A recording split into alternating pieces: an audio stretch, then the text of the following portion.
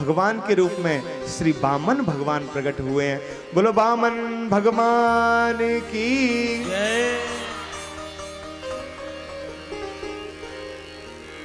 भाद्रपद शुक्ल पक्ष की द्वादशी के दिन श्रवण नक्षत्र है। मध्यकाल में अभिजीत मुहूर्त में श्री वामन भगवान का प्रादुर्भाव हुआ। वामन बहुत छोटे से हैं और जब भगवान अवतार लेते हैं ना तो सब देवता आते हैं। सब देवताओं ने किसी ने कुछ सब ने कमंडल, किसी ने कमंडल दिया, किसी ने छत्र दिया, किसी ने यज्ञोपवीत दिया।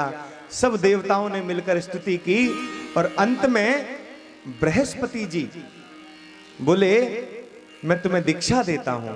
गुरु तो गुरु होता है ना, मैं तुम्हें दीक्षित करता हूं और अब मुझे गुरु दक्षिणा के रूप में तुम पुनः स्वर्ग में इन देवताओं को स्थापित करो, मैं यही गुरु दक्षिणा में मांगता हूं। तो वामन भगवान छोटे छोटे चरण रखते हुए आज सीधे बलि के यज्ञ में पहुंचे, जाकर याचना की है। ये कथा आपने सब सुनी है, मैं बस स्पर्श मात्र कर रहा हूं।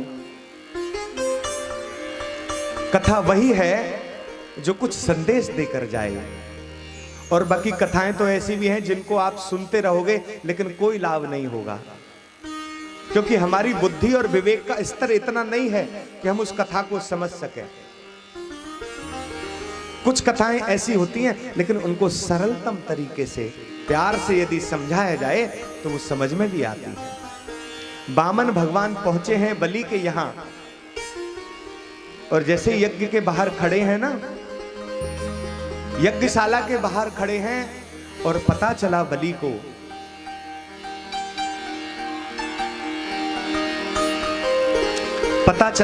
को कि कोई याचक आया है। और याचक कौन है? याचक बटुक है।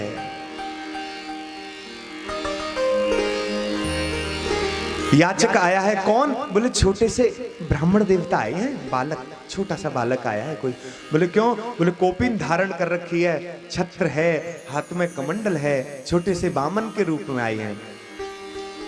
तो आज बलि द्वार पर पहुंचे। बोले वाह महाराज, बड़े सुंदर लग रहे हो, छोटे से ब्राह्मण देवता। बोलो पंडित जी क्या सेवा की जाए आपकी?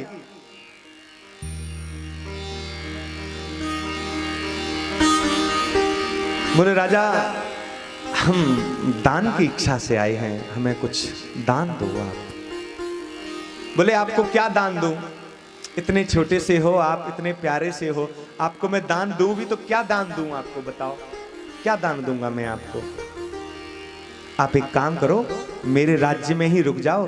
पहले तो आपको एक छोटी सी बड़ी प्यारी सी ब्राह्मण कन्या से आपका विवाह करा देता हूं, ठीक है? फिर मैं आपको एक गांव दे देता हूं, आपको आराम से सब कुटिया बनाकर सब मैं दूंगा, आप भजन करना। बोले नहीं, हमें विवाह नहीं करना। क्या? बोले हमें बस 3 पग भूमि का दान कर दो। बोले 3 पग? आपके छोटे छोटे से तो चरण, इन छोटे छोटे चरणों से आप 3 पग भूमि, चलो जहां खड़े हो यहीं से नाप लोगे तब भी यहीं खत्म हो जाएगी। बोले नहीं, आप बस संकल्प लो दान देने का। बोले महाराज संकल्प की क्या जरूरत है, मैं राजा हूं, तीनों लोकों में मेरा राज्य है, जहां चाहो वहां जाकर भजन करो, जहां चाहो वहां बैठकर करो। तो मैं कोई रोके तो कह देना राजा की आज्ञा है। अरे बोले राजा, मैं ऐसे दान नहीं लेता हूं जो तूने कह दिया कि ले लो, ऐसा दान नहीं लेता हूं मैं कौन सा दान लेता हूं? जो हाथ में जल को साक्षी करके, सूर्य को, वायु को, इन 5 तत्वों को साक्षी करके जो तू संकल्प करके मुझे देगा ना, मैं वही दान लेता हूं। जैसे एनओसी होती है ना, एनओसी क्या मतलब है? एनओसी का नो ऑब्जेक्शन, ठीक है? संकल्प में हम वो लगाते हैं ना, स्टाम्प पेपर पे लिखवा के ले लो, स्टाम्प पेपर